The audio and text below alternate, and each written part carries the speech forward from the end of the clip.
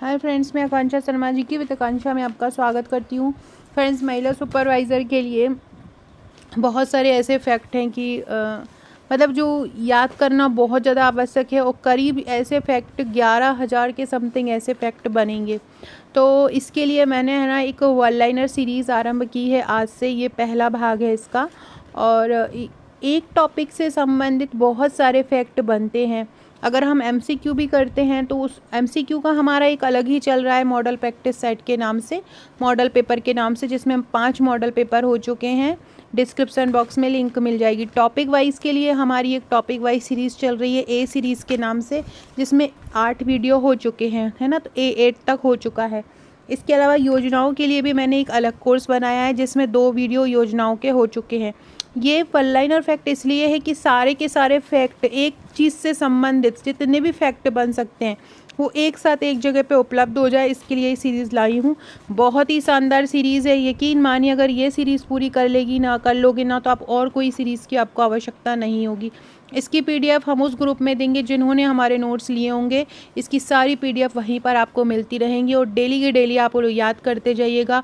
बेहतरीन तैयारी आपकी हो जाएगी। सारी किताबें जितनी भी हैं, सारा निचोड़ इसमें रख दिया है। तो चलिए स्टार्ट करते हैं। पहला क्वेश्चन है, किस रोग को विश्व से पूरी तरह समाप्त कर दिया है? कौन सा ऐसा रोग है जो विश्व से पूरी तरह से समाप्त हो गया है? तो वर्तमान में किस रोग को विश्व में, जो पहले विश्व में फैलता था, देखा जाता था, लेकिन अब वो पूरी तरह से उन्मूलित हो गया है? तो चेचक को विश्व से पूरी तरह से समाप्त कर दिया है। किस रोग को विश्व से पूरी तरह समाप्त कर दिया है? तो चेचक रोग को विश्व से पूरी तरह समाप्त कर दिया है। याद रखना, चेचक रोग को पहले देखो तो छोटी माता हो जाती थी, जिसको चिकन पॉक्स बोलते हैं, स्मॉल पॉक्स बोलते थे। छोटी माता, बड़ी माता बोला जाता था। ये पहले बहुत ज़्यादा देखी जाती थी घरों में, लेकिन अब वो पूरी तरह से उन्मूलित हो गई है। अब आपको वो माता देखने को नहीं मिलेंगी। तो ये पहले भारत से इसका उन्मूलन हुआ था और फिर विश्व से हुआ था। आपसे पूछें कि इनमें से किस बीमारी का विश्व से पूरी तरह उन्मूलन हो गया है, ऑप्शन दे दें आपको, चेचक, पोलियो, पीलिया, तपेदिक, तो आपका आंसर क्या हो जाएगा? चेचक। चेचक को विश्व से पूरी तरह समाप्त कर दिया है। दूसरा है, चेचक को भारत से समाप्त कब किया गया?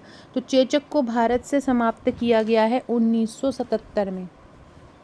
1977 में चेचक को भारत से पूरी तरह समाप्त किया। अब आपसे पूछें कि चेचक को विश्व से पूरी तरह समाप्त कब किया गया है?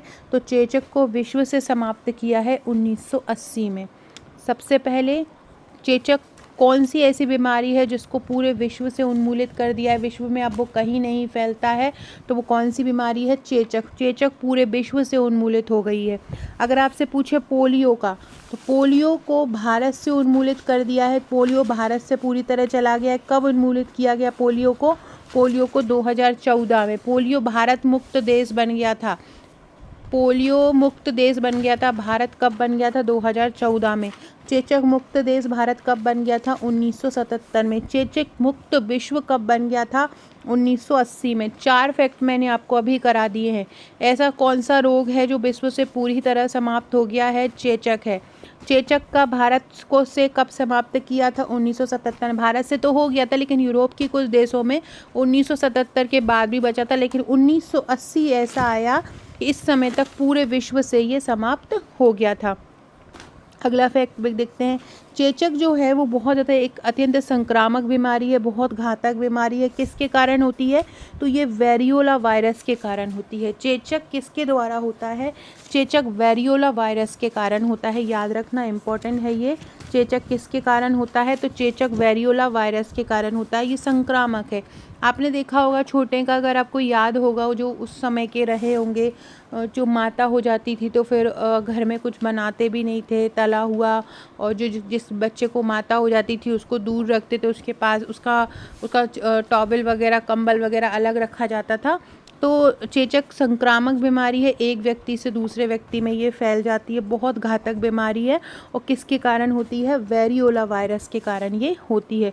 चेचक को चिकन पॉक्स, स्मॉल पॉक्स भी बोला जाता है।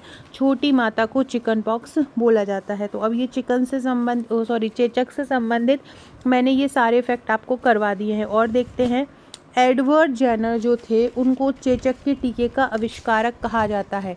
चेचक के टीके का आविष्कारक किसको कहा जाता है? एडवर्ड जेनर को। और एडवर्ड जेनर को इम्यूनोलॉजी का पिता भी कहा जाता है। इम्यूनोलॉजी मतलब होता है टीकाकरण, प्रतिरक्षीकरण। इसका भी जो पिता है या फादर ऑफ इम्यूनोलॉजी भी किसको बोला जाता है? एडवर्ड जेनर को ही बोला जाता है। इन्होंने ही चेचक के टीके का आविष्कार किया। और जेनर को और क्या बोला जाता है? इम्यूनोलॉजी का पिता भी बोला जाता है। जिंदगी बचाने वाला, एक और आपसे पूछेंगे कि जिंदगी बचाने वाला किसको कहा जाता है? देखो, जो इन्होंने टीके का आविष्कार किया था, इन्होंने टीका एक ऐसी चीज़ है जो हमें बीमारियों से बचाती है, मतलब हमारे ज़िंदगी से हमें बचाती है। और इन्होंने टीकाकरण का विकास किया था, इसलिए एडवर्ड जेनर को क्या बोला जाता है? जिंदगी बचाने वाला जो बोला जाता है।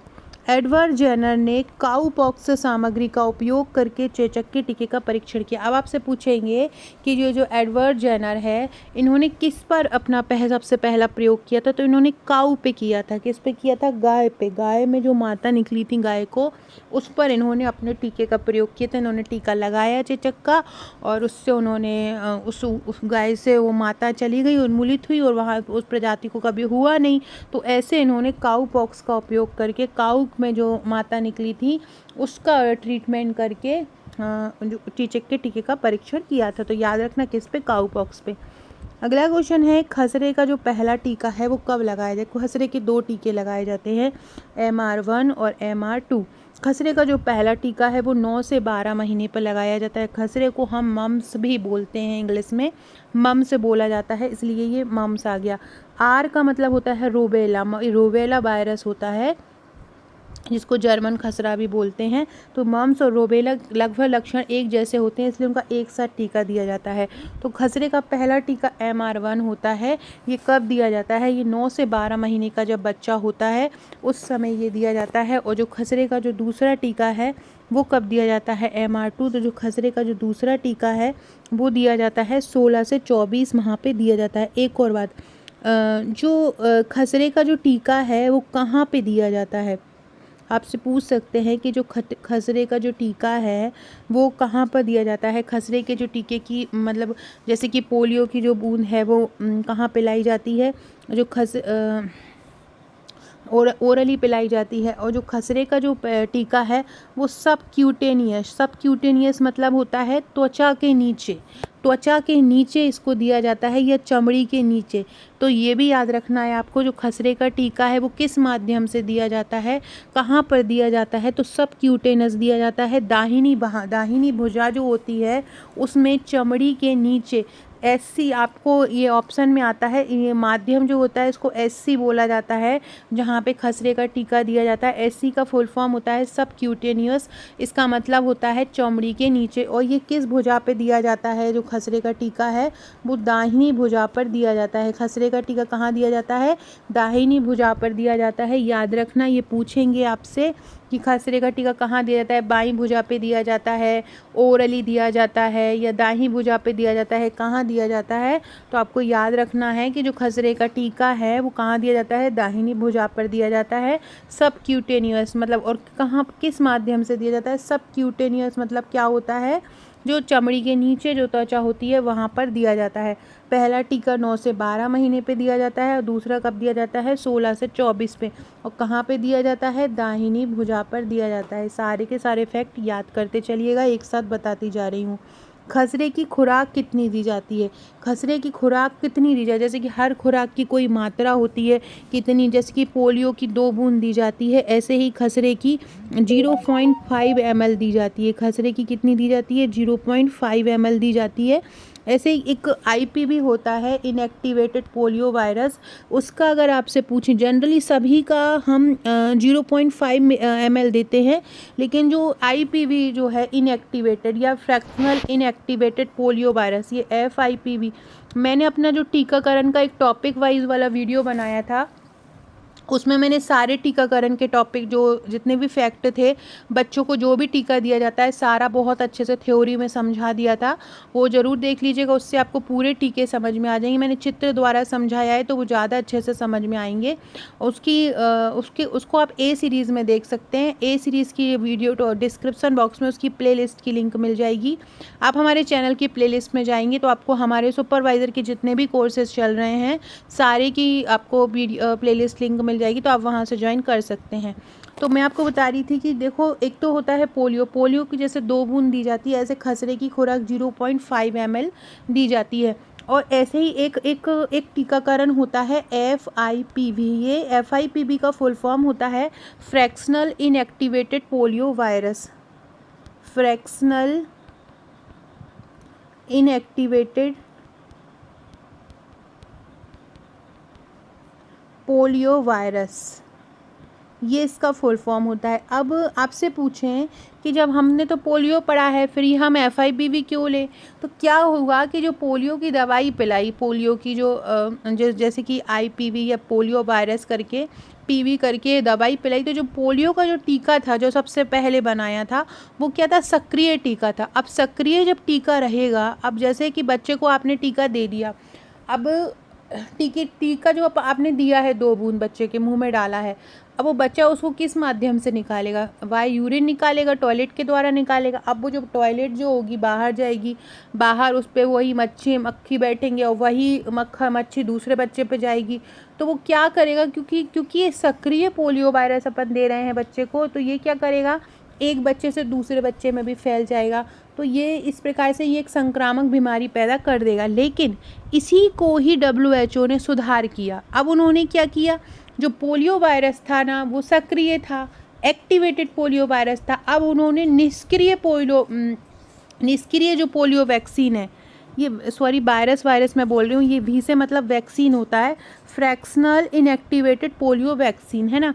तो अब जो WHO है उन्होंने क्या किया कि जो निष्क्रिय पोलियो वैक्सीन बनाई, सक्रिय पोलियो वैक्सीन की अपेक्षा उन्होंने क्या बनाई, निष्क्रिय पोलियो वैक्सीन बनाई। जिससे क्या होगा, अगर हमने बच्चे को पिलाई भी और वो अगर बाहर भी आ गई, वो बाहर दूसरा बच्चा भी है आसपास उस बच्चे के, तो वो उस दूसरे बच्चे को संक्रमित नहीं करेगी। क्योंकि वो निष्क्रिय रहेगी। तो आपको ये समझ में आ गया कि FIPV क्या होता है, फ्रैक्शनल इनएक्टिवेटेड पोलियो वैक्सीन होता है। ये निष्क्रिय पोलियो वैक्सीन है जो सबसे पहले बच्चे को लगाया जाता है। जो जन्म के 24 घंटे बाद वो पोलियो जो वैक्सीन होती है वो सक्रिय होती है, इससे वो बच्चे को प्रॉब्लम कर सकती है, दूसरे बच्चों को संक्रमित कर सकती है। इसी कारण से ये FIPV या IPV बनी है।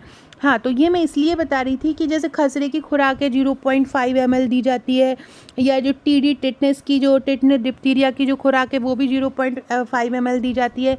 लेकिन जो IPV की जो खुराक है, जो FIPV की मतलब फ्रैक्शनल इनएक्टिवेटेड पोलियो वैक्सीन की, इसकी जो खुराक दी जाती है वो 0.1 ml दी जाती है। याद रखना, ये कितनी दी जाती है, 0.1 ml दी जाती है।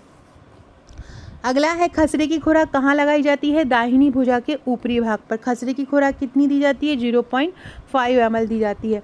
रूबेला के नाम से जाना जाने वाला जो खसरा होता है वो आसानी से फैल जाता है।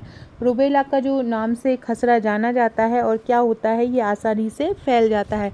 खसरे के टीके का विषैला प्रभाव क्या होता है, खसरे का टीका जैसे लगा लिया, अब खसरे का टीका बच्चे ने लगा, खसरे को टीका बच्चे को आपने लगाया, तो अगर आप 3 से 4 घंटे बाद देखेंगे तो बच्चे को क्या होता है, एकदम से उल्टी टाइप मन होता है, उसको बुखार आ जाता है, तेज बुखार आता है। ये सभी जो लक्षण होते हैं उसको टॉक्सिक शॉक सिंड्रोम कहते हैं। ये बच्चा जब खसरे का टीका लगाया जाता है, अब देखना जब आपने आसपास अपने घर में कोई बच्चा होगा और आप उसको वैक्सीनेशन के लिए ले गए होंगे, वहाँ से लाए होंगे, तो एकदम बच्चे को बुखार आ जाता है, कहीं उसे उल्टी होने लगती है। तो ये सभी जो कारण है वो किस कारण से बनते हैं, इसको बोलते हैं टॉक्सिक शॉक सिंड्रोम। ये खसरे के टीके के प्रयोग करने के कितने घंटे बाद होता है, 4 से 5 घंटे बाद होता है। जर्मन खसरे को क्या बोला जाता है, या ये भी पूछ सकते हैं रूबेला को क्या बोला जाता है। तो जर्मन जो खसरा है उसी को रूबेला बोला जाता है और रूबेला को ही जर्मन खसरा बोला जाता है। जो MMR वैक्सीन दी जाती है, मीजल्स, मम्स और रूबेला, ये तीनों वैक्सीन एक साथ दी जाती है और ये R को हम क्या बोलते हैं, खसरा। जो जर्मन खसरे को ही रूबेला बोलते हैं। जर्मन खसरा में क्या लक्षण होते हैं? जर्मन खसरा जो होता है चेहरे पर चकते उठ आते हैं, लाल लाल ऐसे जो चेहरा होता है उस पर एकदम से ऐसे लाल लाल लाल लाल चकते से चेहरे पर उठ आते हैं। किसमें? जर्मन खसरे में। जर्मन खसरा किसके द्वारा होता है, किस वायरस के द्वारा जर्मन खसरा होता है? तो जो जर्मन खसरा होता है वो रूबेला वायरस के द्वारा होता है। जर्मन खसरा किसके द्वारा होता है?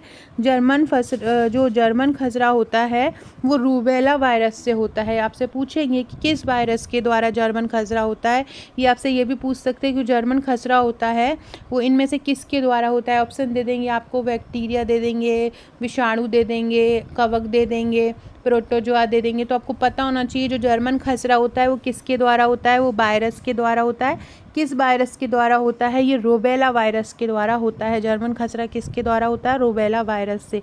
अब अगर जर्मन खसरा से बचना है तो क्या, कौन सा टीका लगाएंगे हम? MMR का टीका लगाएंगे। कौन सा टीका लगाएंगे? MMR का टीका लगाएंगे। MMR का टीका कब कब दिया जाता है? तो अभी मैंने बताया 9 से 12 माह और 16 से 24 माह। 9 से 12 माह और 16 से 24 माह पे MMR1 2 MR1 2 और MR2 दोनों करके ये टीका दिया जाता है। तो ये रूबेला से बचाता है और इसकी 0.5 ml की मात्रा दी जाती है और वही सब क्यूटेनियस त्वचा के चमड़ी के नीचे इसको दिया जाता है। बच्चे को MMR की जो 2 खुराकें दी जाती हैं वो कब कब लगवाना चाहिए? देखो ऊपर हमने पढ़ा था MR का टीका कब लगाया जाता है, 16 से, एक तो 9 से 12 महीने में और एक 16 से 24। ये बात चल रही है MMR के टीके की। MMR मतलब होता है मम्स, मीजल्स और रूबेला। इसकी जो खुराकें हैं, पहली खुराक लगाई जाती है 12 से 15 महीने में और दूसरी खुराक लगाई जाती है 4 से 6 साल की उम्र में। याद रखना, बच्चों को MMR का जो टीके की 2 खुराकें हैं वो कब कब लगानी चाहिए? पहली खुराक 12 से 15 महीने पर और दूसरी खुराक 4 से 6 साल की उम्र में। याद रखना, ये कब किसकी बात चल रही है? ये MMR की बात चल रही है। ऊपर हमने पढ़ा है MR मतलब होता है मम्स और रूबेला और ये क्या हो जाएगा? मीजल, मम्स और रूबेला, ये हो जाएगा। तो ये कब दिया जाता है? 12 से 15 महीने और 4 से 6 साल की उम्र में दिया जाता है। फ्रेंड्स, ये मेरा व्हाट्सअप नंबर है, ये लिखा हुआ है, यहाँ पर आप मुझे व्हाट्सअप कर सकते हैं अगर आप हमारे नोट्स लेना चाहते हैं। मेरे सुपरवाइज़र के जो नोट्स हैं बहुत ही इजी लैंग्वेज में शानदार तरीके से बनाए गए हैं। साथ में डेली टेस्ट होते हैं हमारे ग्रुप में। हमारे नोट्स लेने पर आपको एक ऑनलाइन तैयारी के लिए ग्रुप मिलता है, एक व्हाट्सअप पर और एक टेलीग्राम पर रेगुलर टेस्ट हम लेते हैं। क्विज दिया जाता है, एक टाइमर लगा के, एक टाइम के अकॉर्डिंग आप सभी लोगों को बोला जाता है कि आपको सॉल्व करना है। जैसे कि आज हमारे ग्रुप में खाद्य सुरक्षा अधिनियम से संबंधित टेस्ट हुए थे, उसको मैं रिव्यू आपको बता देती हूँ किस प्रकार से टेस्ट होते हैं। और इसके अलावा एक व्हाट्सएप का ग्रुप भी आपको मिलता है। ये प्रैक्टिस सेट आपको दिया जाता है। इस प्रकार के प्रैक्टिस सेट आपको हमारे नोट्स लेने पर मिलता है।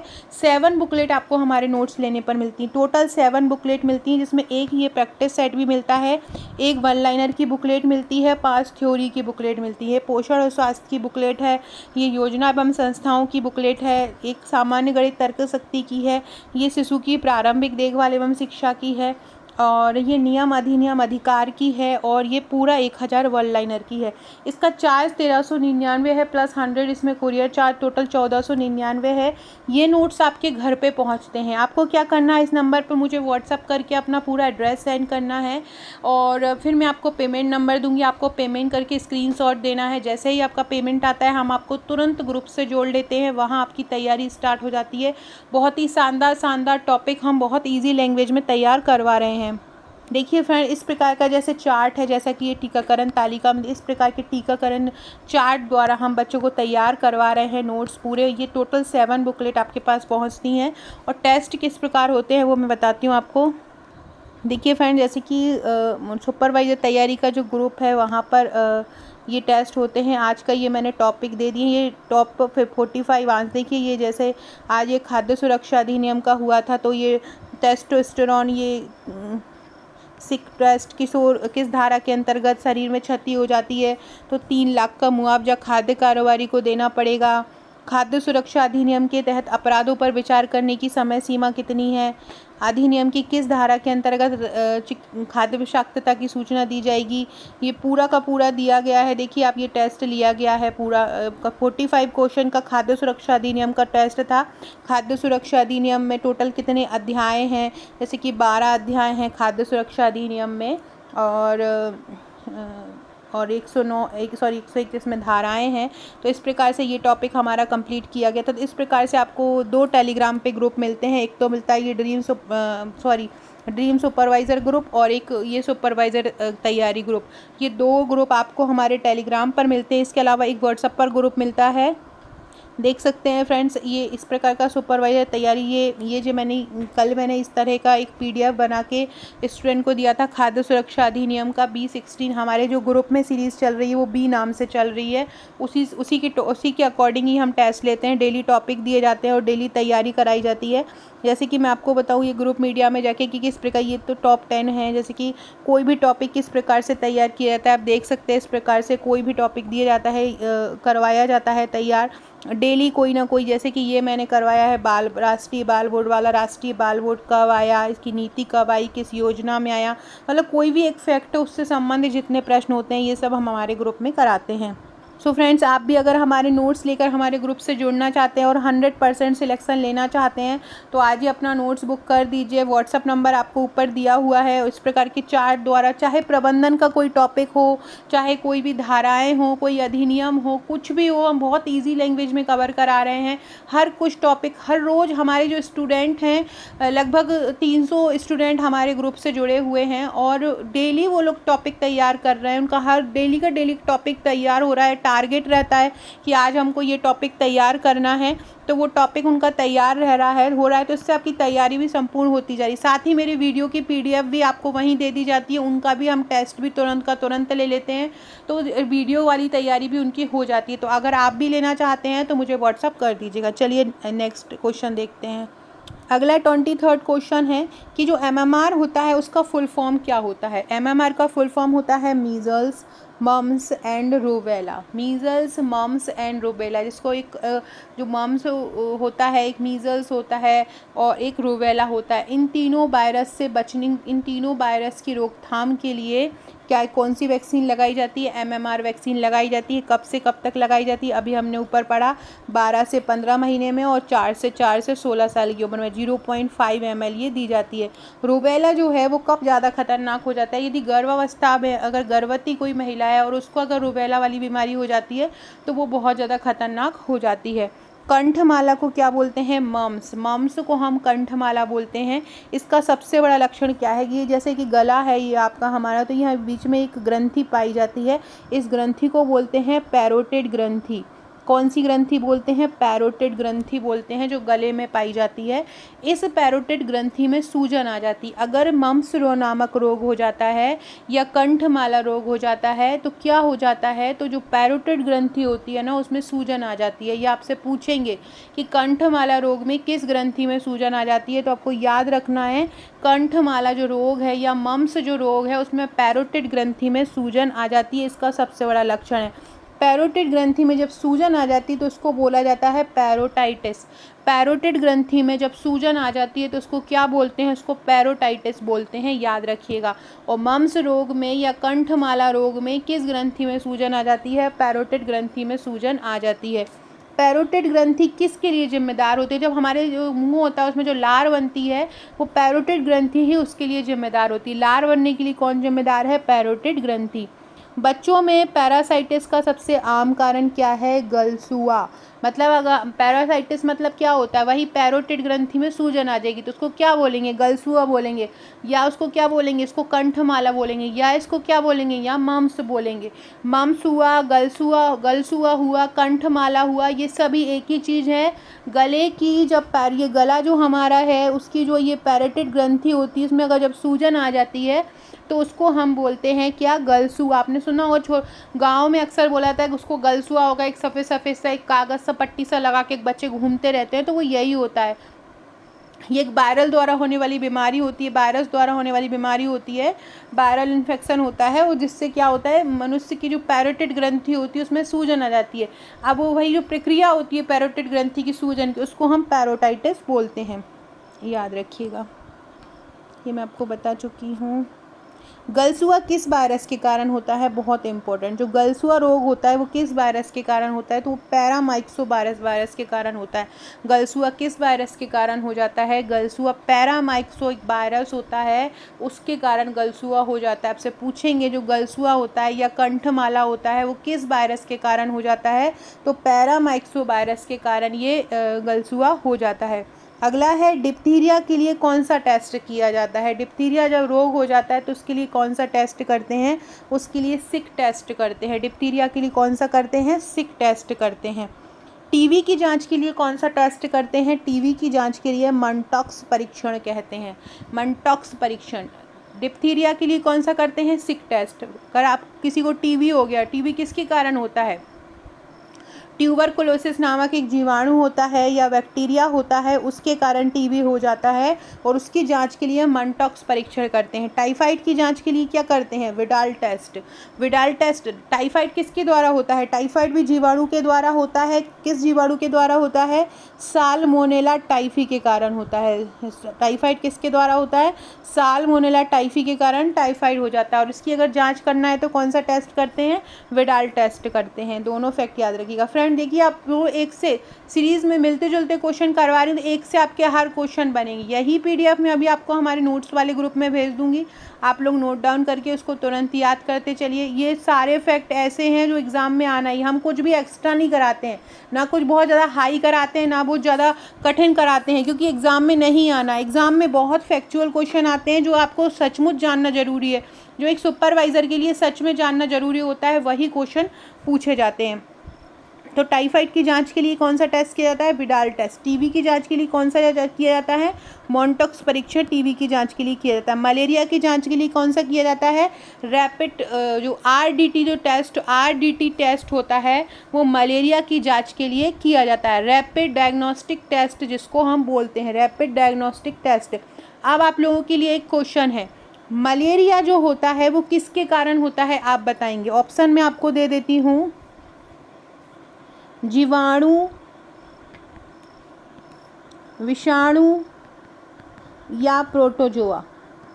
आपको मुझे कमेंट करके बताना है कि जो मलेरिया होता है वो किसके कारण होता है। सभी लोग कमेंट कीजिएगा, जिन लोग को मेरी वीडियो पसंद आती है सभी लोग कमेंट कीजिएगा। और नोट्स लेना चाहते हैं तो ये नंबर लिखा हुआ है, इस पर व्हाट्सअप कीजिएगा। अगला है दृश्य तीक्ष्णता को नापने के लिए या दृष्टि क्षमता को मापने के लिए किस चार्ट का उपयोग किया जाता है, एक स्नेलन चार्ट होता है उसका उपयोग किया जाता है। दृश्य तीक्ष्णता या दृष्टि की तीक्ष्णता को नापने के लिए किसका प्रयोग करते हैं, तो स्नेलन चार्ट का प्रयोग करते हैं। ये एक स्नेलन नामक एक वैज्ञानिक थे, उन्होंने इस पर सबसे पहले प्रयोग किया था, इसलिए इसका नाम स्नेलन चार्ट रखा गया। यदि जो क्षमता होती है वो 6/60, दृष्टि की जो क्षमता होती है वो 6/60 से अगर कम होती है, 6/60 से अगर दृष्टि की क्षमता कम होती है तो वो व्यक्ति जो होता है वो दृष्टि बाधित कहलाता है। और दृष्टि तीक्ष्णता को नापने के लिए किसका प्रयोग करते हैं, स्नेलन चार्ट का उपयोग करते हैं। डिप्थीरिया किसके कारण फैलता है, डिप्थीरिया कोरोना बैक्टीरियम डिप्थीरी जीवाणु के कारण फैलता है। गले के किस क्षेत्र को प्रभावित करता है, गले में एक श्लेष्म झिल्ली पाई जाती है। जो गला होता है हमारा उसमें क्या होता है, एक श्लेष्म करके एक झिल्ली पाई जाती है, उसी झिल्ली में ये कोरोना बैक्टीरियम जो डिप्थीरी जो एक जीवाणु होता है, कोरोना बैक्टीरियम डिप्थीरी एक जीवाणु होता है वो अटैक करता है आपकी ये श्लेष्म झिल्ली पर। गले से आपको बोलने में समस्या आती है, इसमें स्वर तंत्र भी प्रभावित होता है, आपका श्लेष्म झिल्ली जो होती है गले की वो प्रभावित होती है। तो आपको याद रखना है डिप्थीरिया जो होता है जीवाणु के कारण होता है सबसे पहले, और ये किसको प्रभावित करता है, गले को प्रभावित करता है। गले में भी किसको प्रभावित करता है, श्लेष्म झिल्ली को प्रभावित करता है। सारे के सारे फैक्ट लिखते जाइएगा, एक से मिलते जुलते सभी फैक्ट हैं।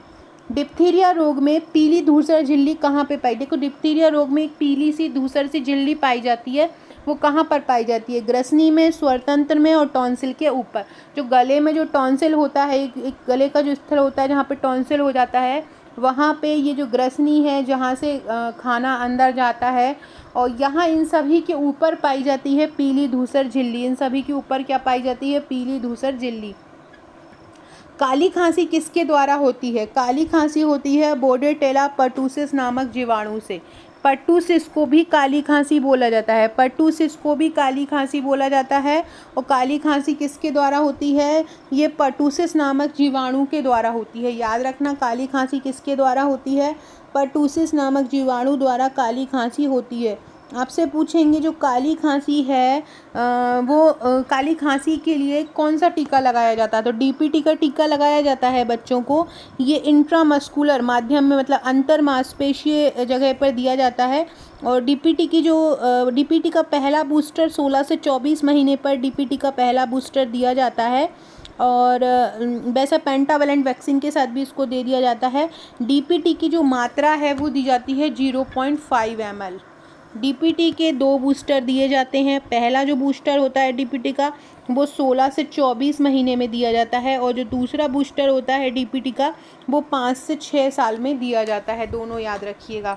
सो फ्रेंड्स, ये थे हमारे आज के क्वेश्चन। आगे का वीडियो नेक्स्ट कल लेके आऊँगी। डेली इसके वीडियो लेके आऊँगी क्योंकि वन लाइनर फैक्ट हैं, बहुत सारे आप लोगों को करना रहेगा। साथ में आप हमारी जो पूरा और भी सीरीज़ चल रही हैं, 2017 के पेपर भी चल रहे हैं, वो भी ज़रूर देखिएगा। वीडियो अच्छा लगे तो लाइक शेयर सब्सक्राइब जरूर कीजिएगा। Okay friends, thank you.